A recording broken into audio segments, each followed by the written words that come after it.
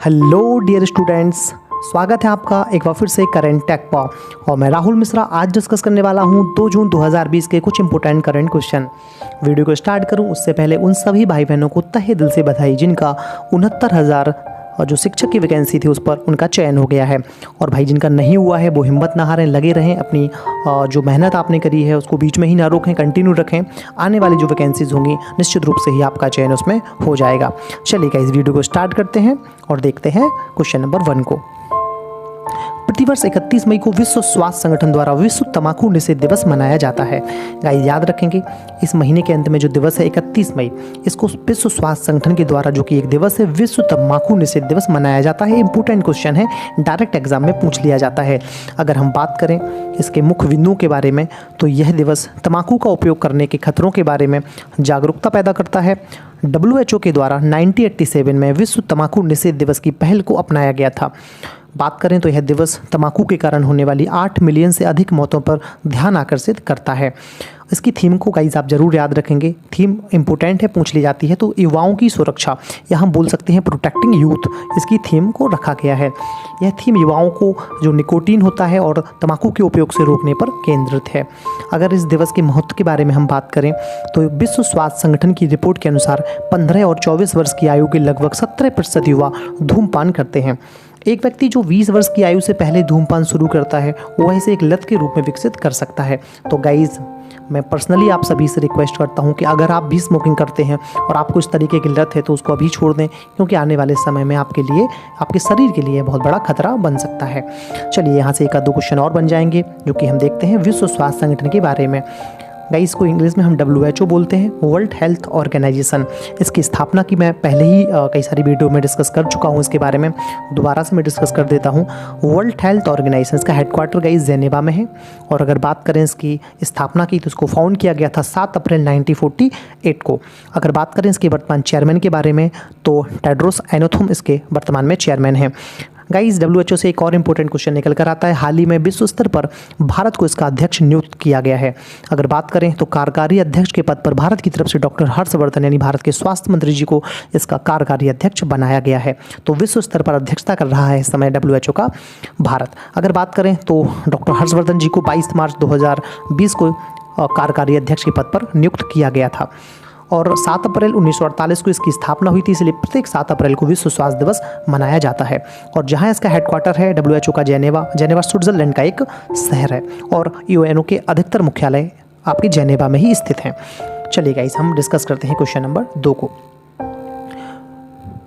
29 मई 2020 को केंद्र सरकार ने वर्ष 2020-21 के लिए छत्तीसगढ़ के लिए जल जीवन मिशन के तहत 445 करोड़ रुपए मंजूर किए हैं। अगर बात करें तो केंद्र सरकार ने इसको मंजूर किया है, किस राज्य के लिए किया है? छत्तीसगढ़ के लिए। मिशन को आप याद रखेंगे, जल जीवन मिशन। अगर बात करें इसके मुख्य बिंदुओं पर तो 2023-24 तक छत्तीसगढ़ राज्य के सभी घरों में नल का जल कनेक्शन प्रदान करने के लिए इस फंड का उपयोग किया जाएगा। तो किसके लिए इस फंड को बनाया गया है? तो घरों में नल का जल कनेक्शन प्रदान किया जाएगा। राज्य में कितने घर हैं? तो राज्य में 45 लाख घर हैं, यहाँ तक जल कनेक्शन पहुँचाने की बात करी जा रही है। अगर बात करें तो इनमें से केवल 20 लाख परिवारों को इस मिशन के तहत नल का जल कनेक्शन प्रदान किया जाएगा। लगभग 47% के आसपास ये लोग हैं जहाँ तक जल कनेक्शन पहुँचाने की बात करी जा रही है। अगर बात करें कि छत्तीसगढ़ की चुनौतियां क्या हैं तो फ्लोराइड, आर्सेनिक, आयरन आदि रसायनों के कारण छत्तीसगढ़ प्रदूषण और भूजल की कमी से जूझ रहा है। राज्य सरकार इस योजना को लागू करने के लिए वापस लौटे जो प्रवासी हैं उनके कार्यबल का प्रयोग करेगी और यह मनरेगा के तहत किया जाएगा। तो गाइस जो लोग वापस लौटे हैं अपने अपने घरों में लॉकडाउन के कारण, तो उन्हीं लोगों को इस पर लगाया जाएगा जिससे उनकी थोड़ी सी अर्निंग हो सके और उनको रोज़गार मिल सके अपने घर पर ही। और इस कार्य को मनरेगा के तहत गाइस ऐड किया जाएगा। मनरेगा के बारे में मैं पूरी एक वीडियो ही बना चुका हूँ। अगर आपको वीडियो देखनी है, मनरेगा को समझना है क्या है, तो डिस्क्रिप्शन बॉक्स में उसकी लिंक दी गई है, आप जाकर के वो वीडियो वॉच कर सकते हैं। फिर भी मनरेगा के बारे में अगर मैं बात करूं तो मनरेगा का फुल फॉर्म है Mahatma Gandhi employment guarantee act 2005। बात करूं तो इसको नरेगा के रूप में फाउंड किया गया था, जो कि ये नरेगा एक्ट 2005 था। उसके आगे एम लगा दिया गया यानी महात्मा गांधी जोड़ दिया गया। ये 2009 में जोड़ा गया था। 2 फरवरी 2006 को नरेगा की स्थापना करी गई थी, इसको आप याद रखेंगे, जो कि इस नरेगा से मनरेगा कर दिया गया था। तो इसको 2009 में किया गया था, तो इसको मनरेगा के नाम से जानते हैं। गाइस हम बात करें अगर छत्तीसगढ़ के बारे में पहले हम जल जीवन मिशन को देख लेते हैं। इस मिशन का लक्ष्य 2024 तक देश के सभी घरों में अच्छी गुणवत्ता का पेयजल उपलब्ध कराना है। इसे प्राप्त करने के लिए भारत सरकार ने 3.6 लाख करोड़ रुपए आवंटित किए हैं। इसको भी आप याद रखेंगे, जो बजट है 3.6 लाख करोड़ रुपए का है। चलिए छत्तीसगढ़ की हम बात कर लेते हैं। तो छत्तीसगढ़ की अगर बात करें तो इसकी राजधानी या इसकी कैपिटल जो है गाइस वो रायपुर है। अगर बात करें तो छत्तीसगढ़ के जो वर्तमान में गवर्नर हैं वो अनुसुईया उइके हैं। बात करें इनके चीफ मिनिस्टर जी की, मुख्यमंत्री जी की, तो भूपेश बघेल यहाँ पर मुख्यमंत्री हैं। छत्तीसगढ़ की थोड़ी सी पृष्ठभूमि पर हम नज़र डालें तो ये भारत का 26वां राज्य बना था, जो कि मध्य प्रदेश से अलग हुआ था। अगर बात करें तो मध्य प्रदेश पुनर्गठन एक्ट 2000 के द्वारा इसको अलग किया गया था, जो कि 84वां संशोधन किया गया था। गाइज आपको बता दूं, किसी भी राज्य को जब अलग किया जाता है, किसी भी राज्य का पुनर्गठन होता है, तो इसकी शक्तियाँ केवल केंद्र सरकार के पास ही होती हैं। अगर बात करें तो केंद्र सरकार आर्टिकल 3 के अंतर्गत किसी भी राज्य का पुनर्गठन स्वीकार कर सकती है। तो ये 84वां संशोधन था, जो कि 26वां राज्य बनाने के लिए किया गया था, और मध्य प्रदेश से छत्तीसगढ़ अलग हुआ था। तो इसको भी आप याद रखेंगे। चलिए गाइस हम बात करते हैं क्वेश्चन नंबर 3 की। छत्तीसगढ़ के पूर्व मुख्यमंत्री अजीत जोगी का हाल ही में 29 मई 2020 को 74 वर्ष की आयु में दिल का दौरा पड़ने के बाद रायपुर में निधन हो गया है।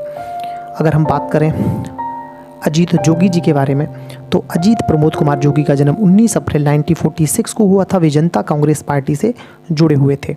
इससे पहले वे भारतीय राष्ट्रीय कांग्रेस से भी जुड़े रहे हैं, तो इसको भी आप याद रखेंगे।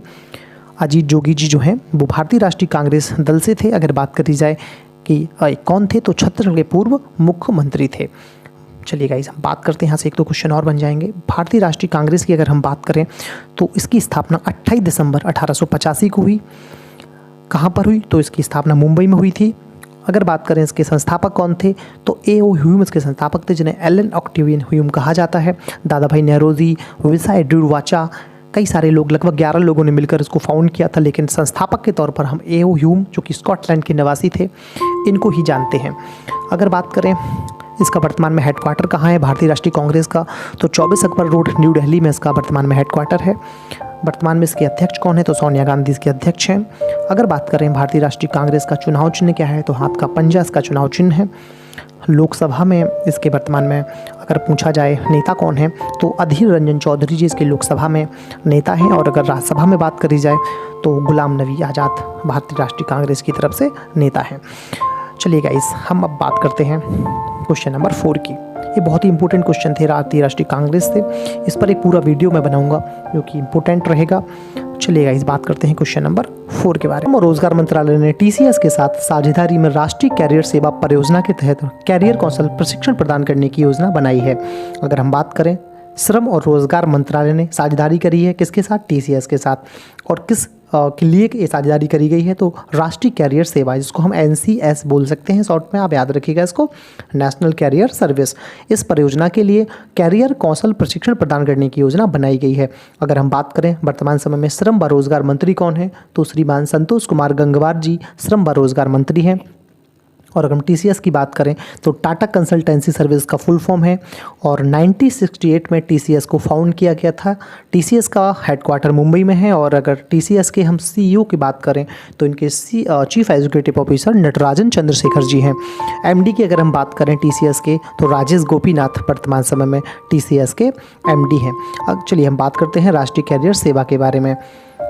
राष्ट्रीय कैरियर सेवा मुख्य रूप से नौकरियों की तलाश कर रहे लोगों और उन्हें हायर करने वालों के बीच अंतराल को पाटने का काम करती है। यह मुख्य रूप से उन युवाओं तक पहुंच बनाती है जो कि रोजगार की तलाश में हैं।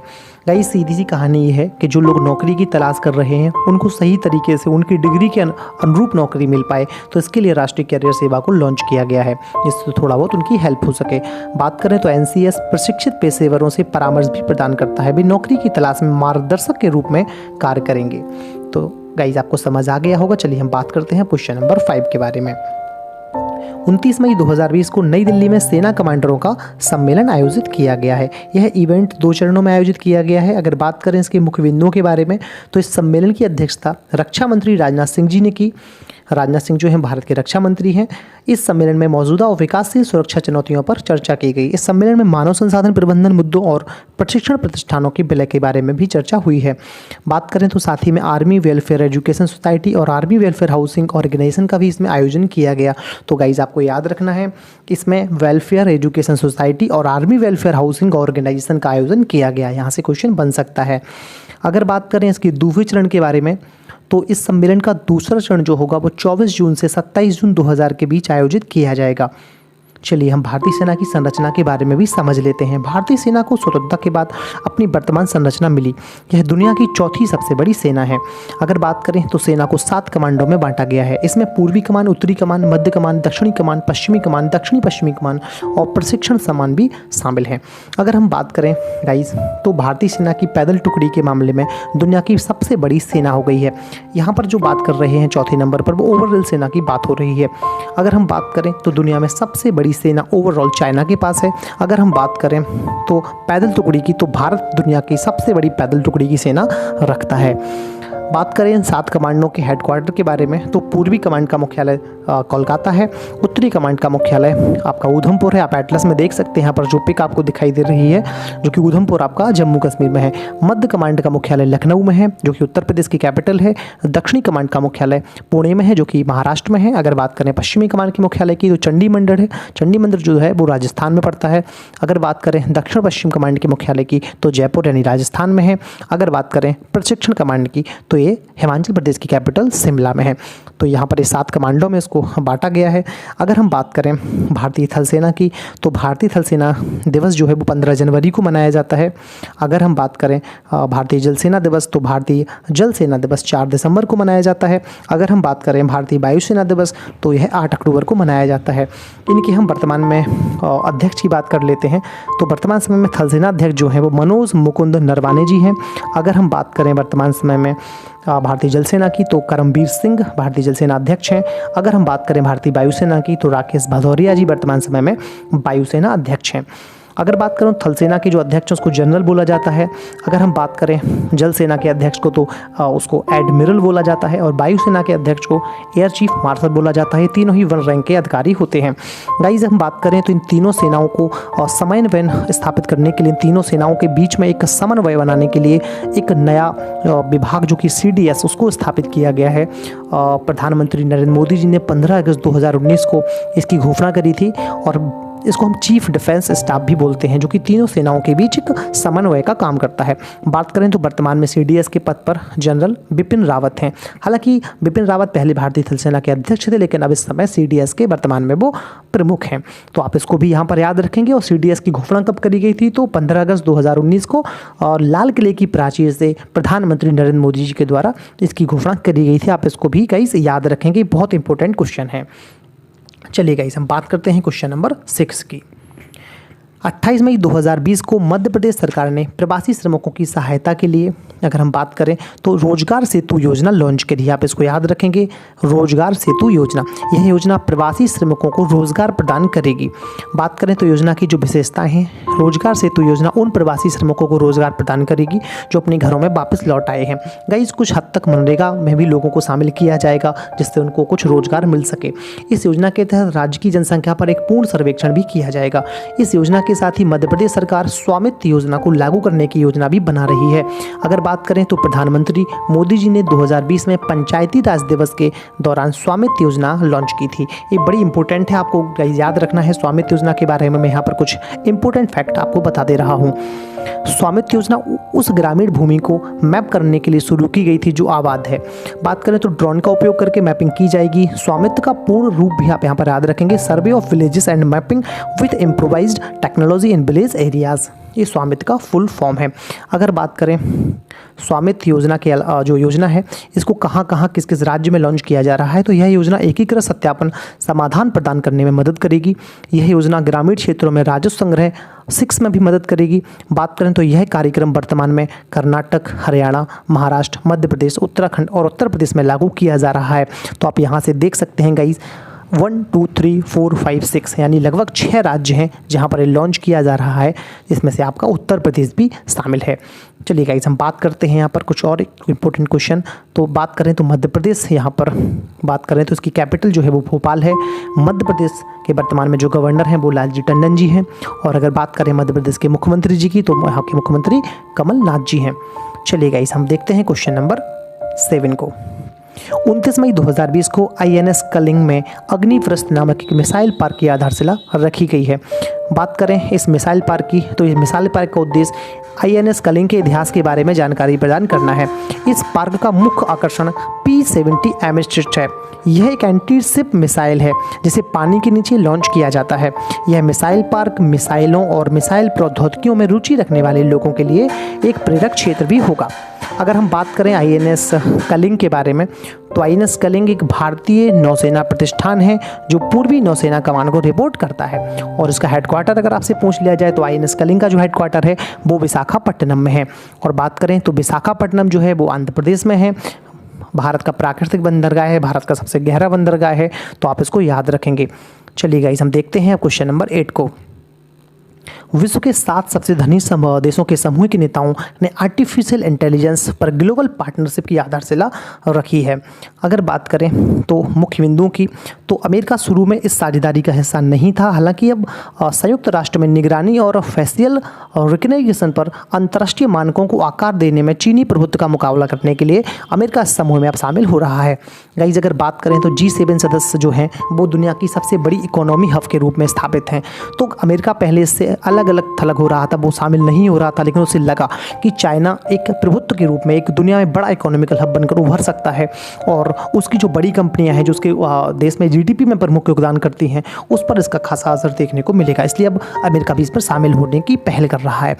आर्टिफिशियल इंटेलिजेंस पर एक वैश्विक समूह शुरू करने की पहल फ्रांस और कनाडा के द्वारा शुरू करी गई थी। आप तो जानते हैं आर्टिफिशियल इंटेलिजेंस को कृत्रिम बुद्धिमत्ता बोला जाता है। इसके लिए बहुत सारी पहलें स्टार्ट करी गई हैं। भारत सरकार भी इसके लिए बहुत सारे नियम और कानून और बहुत सारे जो कि एक्ट हैं, बहुत सारी यूनिवर्सिटीज़ हैं, उनको स्थापित कर रही है अपने देश में।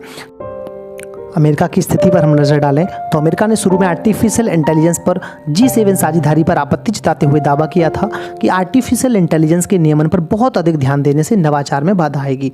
अमेरिका के लिए साझेदारी में शामिल होना महत्वपूर्ण है क्योंकि गूगल, माइक्रोसॉफ्ट और एप्पल जैसी कई तकनीकी कंपनियां शामिल हैं। पहले बता दूं मैं आपको, गूगल के संस्थापक सर्गेई ब्रिन हैं, माइक्रोसॉफ्ट के संस्थापक बिल गेट्स हैं, एप्पल के टिम कुक हैं और तीनों ही अमेरिका की कंपनियां हैं और 1 ट्रिलियन के आसपास इनका कैपिटलाइजेशन वर्तमान समय में है। बात करें तो अमेरिका के सकल घरेलू उत्पाद में भी इनकी महत्वपूर्ण राशि है जो कि बहुत बड़ा योगदान करती हैं तीनों कंपनियां। अगर बात करें तो अंतर्राष्ट्रीय मानकों का जो सेट इन कंपनियों को बहुत प्रभावित करेगा, इसलिए अमेरिका के लिए साझेदारी में शामिल होना महत्वपूर्ण था। इसीलिए तो अमेरिका इसमें शामिल हो रहा है और हुआ भी है। बात करें तो G7 America, Britain, France, Italy, Canada, Japan और जर्मनी का एक समूह है। बात करें तो यह IMF यानी इंटरनेशनल मॉनेटरी फंड के अनुसार है, विश्व मुद्रा कोष जिसे बोला जाता है। इसके अनुसार विश्व की सबसे बड़ी एडवांस अर्थव्यवस्थाएं हैं। यह वैश्विक नेटवर्थ के 58% हिस्से का प्रतिनिधित्व करते हैं। बात करें तो G7 देश वैश्विक सकल घरेलू उत्पाद के 46% का प्रतिनिधित्व करते हैं। गाइस, वैश्विक सकल घरेलू उत्पाद यानी विश्व की जो कुल GDP है उसका 46% अकेले ही ये आप देख रहे होंगे 7 देश प्रदान करते हैं। 46% इनका योगदान है दुनिया भर की कुल GDP में। बात करें तो अमेरिका, यहाँ पर अमेरिका की कैपिटल के बारे में बात करें तो अमेरिका की कैपिटल वाशिंगटन DC है, ब्रिटेन की कैपिटल लंदन है, फ्रांस की कैपिटल यहाँ पर पेरिस है, इटली की कैपिटल रोम है, कनाडा की ओटावा है, जापान की बात करें तो टोक्यो है और जर्मनी की कैपिटल बर्लिन है। अगर इनके राष्ट्राध्यक्ष के बारे में हम बात करें तो जो अमेरिका के राष्ट्राध्यक्ष है वहाँ के राष्ट्रपति हैं वो डोनाल्ड ट्रंप हैं। अगर हम बात करें ब्रिटेन के प्रधानमंत्री के बारे में तो वहाँ के प्रधानमंत्री बोरिस जॉनसन हैं। बात करें फ्रांस के राष्ट्रपति के बारे में तो एमेनुएल मैक्रोन वहाँ के राष्ट्रपति हैं। बात करें अगर इटली के प्रधानमंत्री के बारे में तो इटली के प्रधानमंत्री वर्तमान में गौसुपी कोंटे हैं। अगर हम बात करें कनाडा के वर्तमान में प्रधानमंत्री के बारे में तो वहाँ के प्रधानमंत्री जस्टिन ट्रूडो हैं। अगर बात करें जापान के वर्तमान समय में कौन है तो जापान के वर्तमान समय में है शिंजो आबे, इनको तो आप जानते ही होंगे। अगर बात करें जर्मनी के चांसलर तो वहाँ की चांसलर एंजेला मर्केल हैं। तो यहाँ के राष्ट्राध्यक्ष जिन्होंने G7 की जो बैठक हुई उसमें भाग लिया। चलिए गाइस, हम बात करते हैं क्वेश्चन नंबर 9 की। Central institute of plastic engineering and technology का नाम अब central institute of petrochemicals engineering और टेक्नोलॉजी रखा गया है। इस नाम परिवर्तन को तमिलनाडु सोसाइटी पंजीकरण अधिनियम 1975 के अंतर्गत पंजीकृत किया गया है। बात करें तो CIPET का मुख्य उद्देश्य प्लास्टिक के विकास में योगदान देना है। यह शिक्षा और अनुसंधान कार्यक्रम पर भी केंद्रित है। यह संस्थान नवीन प्लास्टिक आधारित समाधानों को भी केंद्रित करेगा। बात करें तो इसमें UNDP का क्या योगदान है गाइस। UNDP को आपको पता ही होगा, यूनाइटेड नेशन डेवलपमेंट प्रोग्राम इसे बोलते हैं, संयुक्त राष्ट्र विकास कार्यक्रम। तो CIPET संयुक्त राष्ट्र विकास कार्यक्रम से सहायता प्राप्त करता है और UNDP के अलावा CIPET को OPEC यानी petroleum corporation organisation, World Bank और यूनिडो से भी सहायता प्राप्त होती है। गाइस CIPET क्या है आप ऊपर देख ही चुके हैं, जिसका full form central institute of plastic engineering and technology है, जिसको अब central institute of petrochemicals and engineering एवं टेक्नोलॉजी बोला जाएगा। तो गाइस आप यहाँ से इंपॉर्टेंट है, पहले बोलते थे central institute of plastic engineering and technology, अब क्या बोलते हैं, बोलते हैं central institute of petrochemicals engineering and technology. तो गाइस प्लास्टिक की जगह यहाँ पर यूज़ किया गया है पेट्रोकेमिकल्स का, तो आप इसको याद रखेंगे। पेट्रोकेमिकल्स इसका मतलब चेंज हो गया है, पेट्रोकेमिकल्स प्लास्टिक की जगह इसको परिवर्तित कर दिया गया है। और जो पंजीकरण अधिनियम है वो 1975, आप इसको याद रखेंगे। गाइस बात करें यूनिडो के बारे में, तो संयुक्त राष्ट्र औद्योगिक विकास संगठन इसको हम गाइस बोलते हैं, आप ऐसा ही बोल सकते हैं United Nation Industrial Development Organisation. स्थापना इसकी 1966 में हुई है। संयुक्त राष्ट्र की 15 विशिष्ट एजेंसियों में से एक है। यूनिडो का उद्देश्य जो है वो सतत विकास लक्ष्यों को जारी करना है। गाइज अगर बात करें भारत में पेट्रोकेमिकल का योगदान, तो पेट्रोकेमिकल उद्योग भारत में तेजी से बढ़ रहा है।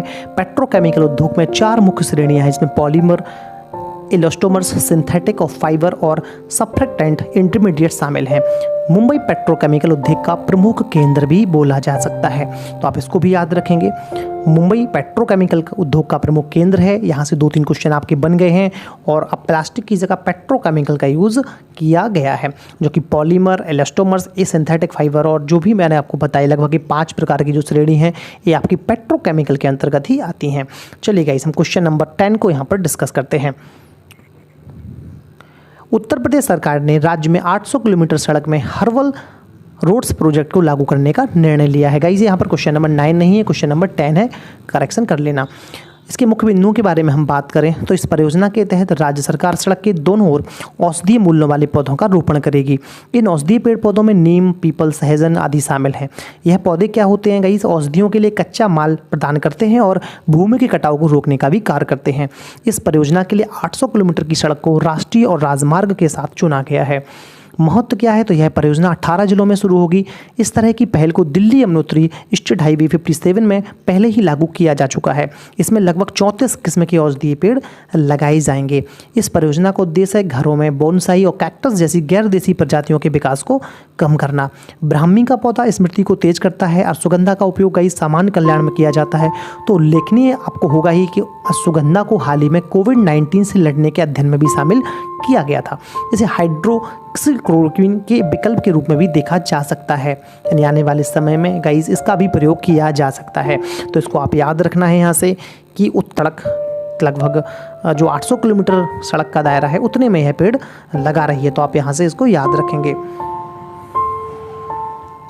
अगर बात करिए तो उत्तर प्रदेश सरकार ने राज्य में 800 किलोमीटर सड़क में हर्बल रोड्स प्रोजेक्ट को लागू करने का निर्णय लिया है। तो आपको याद रखना है कितने किलोमीटर का लक्ष्य है, तो 800 किलोमीटर सड़क का लक्ष्य है।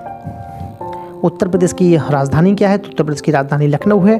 और यहाँ पर राज्यपाल कौन है, तो आनंदीबेन पटेल यहाँ पर राज्यपाल हैं। मुख्यमंत्री योगी आदित्यनाथ जी हैं। चलिए गाइस हम बात करते हैं अब क्वेश्चन नंबर 11 की। क्वेश्चन नंबर 11 को यहाँ पर डिस्कस कर लेते हैं। प्रतिवर्ष संयुक्त राष्ट्र 29 मई को अंतर्राष्ट्रीय संयुक्त राष्ट्र शांति सैनिक दिवस मनाता है। इस वर्ष इस दिवस को निम्नलिखित थीम के साथ मनाया जा रहा है। आप थीम को याद रखेंगे, यहाँ से इंपॉर्टेंट है पीस कीपिंग में महिलाएं, यानी इसको हम शांति की कुंजी बोल सकते हैं। तो गाइस आप याद रखेंगे। मुख्य बिंदु के बारे में बात करें तो अंतर्राष्ट्रीय संयुक्त राष्ट्र शांति सैनिक दिवस 3900 से अधिक शांति सैनिकों को सम्मानित करने के लिए मनाया जाता है, जिन्होंने संयुक्त राष्ट्र के तहत अपनी जान गंवाई।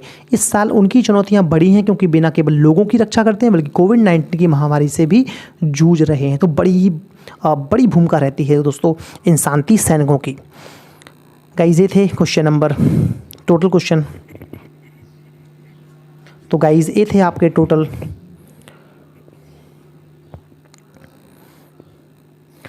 तो गाइज ये थे आपके 2 जून 2020 के कुछ इंपॉर्टेंट करंट क्वेश्चंस। मिलते हैं गाइज एक और डेली करंट अफेयर्स की वीडियो के साथ फिर से।